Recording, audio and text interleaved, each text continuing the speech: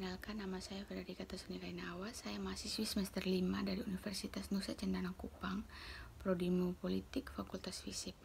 Saat ini saya akan memaparkan teori tentang HAM atau Hak Asasi Manusia. Saya akan menjelaskan tentang teori lahirnya hak asasi manusia. Yang pertama, hak asasi manusia adalah sebuah konsep hukum dan normatif yang mengatakan bahwa manusia memiliki hak yang melekat pada dirinya karena ia adalah seorang manusia.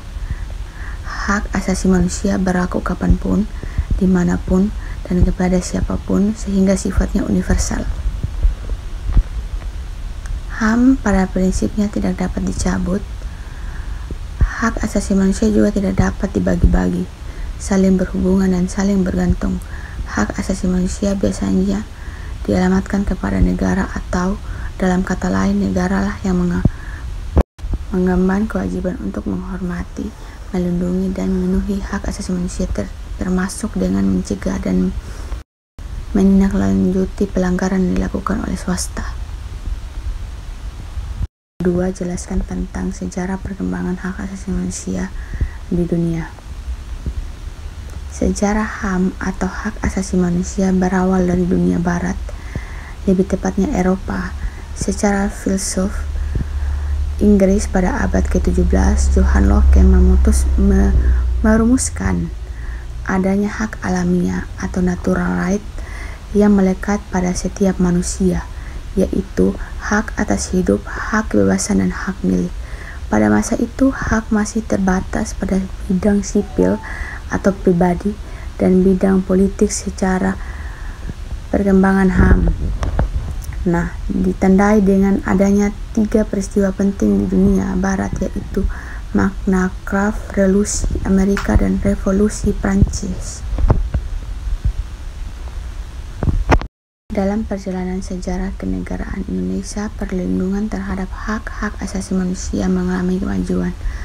Antara lain dibentuknya Komnas HAM, diwujudkannya dalam Undang-Undang Republik Nomor 39 Tahun 1999 tentang hak asasi manusia, pengakuan atas martabat dan hak-hak yang sama sebagai manusia hidup di dunia, Deklarasi Universal Hak Asasi Manusia tahun 1948, Deklarasi Universal tentang Hak-Hak Asasi Manusia yang telah disetujui oleh Resolusi Majelis Umum Perserikatan Bangsa-Bangsa tanggal 10 Desember 1948, Hak Asasi Manusia di Indonesia tahun 1999, Undang-Undang Republik Indonesia Nomor 39 tahun 1999, Pengertian Pokok Hak Asasi Manusia, penjelasan beberapa istilah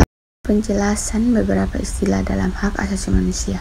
Hak asasi manusia, kewajiban dasar manusia, diskriminasi, penyiksaan anak, pelanggaran hak asasi manusia, Komisi Nasional Hak Asasi Manusia dan asas dasar hak asasi manusia dan kebebasan dasar manusia, penghargaan hak manusia pada perlindungan hukum, hak memperoleh keadilan, hak atas kebebasan pribadi, hak atas rasa aman, hak atas kesejahteraan, hak turut serta dalam pemerintah, hak wanita, hak anak, kewajiban dasar manusia, kewajiban dan tanggung jawab pemerintah, Komisi Nasional Hak Asasi Manusia, Komnas HAM, partisipasi masyarakat, pengadilan hak asasi manusia.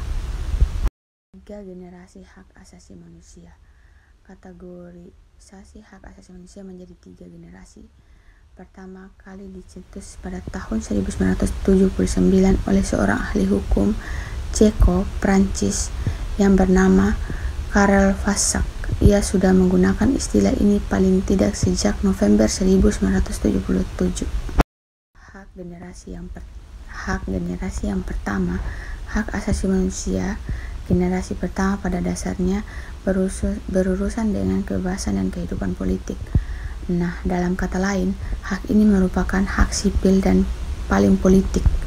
Contohnya adalah hak atas kehidupan, kesetaraan di mata hukum, kebebasan berpendapat, hak untuk mendapatkan proses hukum yang adil, hak kebebasan beragama, dan hak untuk mengundi dalam pemilu. Hak-hak ini diperoleh oleh Deklarasi Hak-Hak di Amerika Serikat dan Deklarasi Hak-Hak Asasi Manusia dan Keluarga Negara di Prancis pada abad ke-18.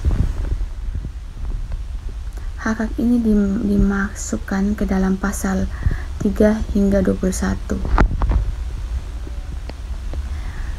Bisa dilihat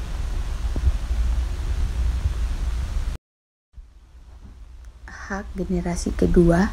Hak asasi manusia generasi kedua pada dasarnya adalah hak ekonomi, sosial, dan budaya, dan hak-hak ini disebut generasi kedua karena hak ini dikatakan muncul pada abad ke-19 sebagai tanggapan terhadap kemiskinan dan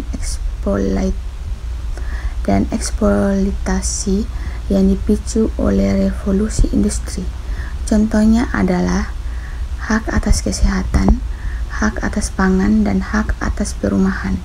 Hak-hak ini juga dimasukkan ke dalam PUHAM dan kemudian dilindungi oleh Kovenan Internasional tentang hak-hak ekonomi, sosial, dan budaya. Hak generasi ketiga. Hak asasi manusia generasi ketiga adalah hak yang muncul pada pengaruh kedua abad ke-20, dikemukakan dalam dokumen-dokumen yang tergolong sebagai soft law dalam hukum internasional seperti Deklarasi Stockholm 1972 dan Deklarasi Rio 1992. Contohnya adalah hak atas pembangunan dan hak atas lingkungan hidup yang sehat. Piagam Afrika tentang hak asasi manusia dan hak penduduk dikenal karena menjamin hak-hak semacam ini dalam pasal 20, 21, 22, dan 23.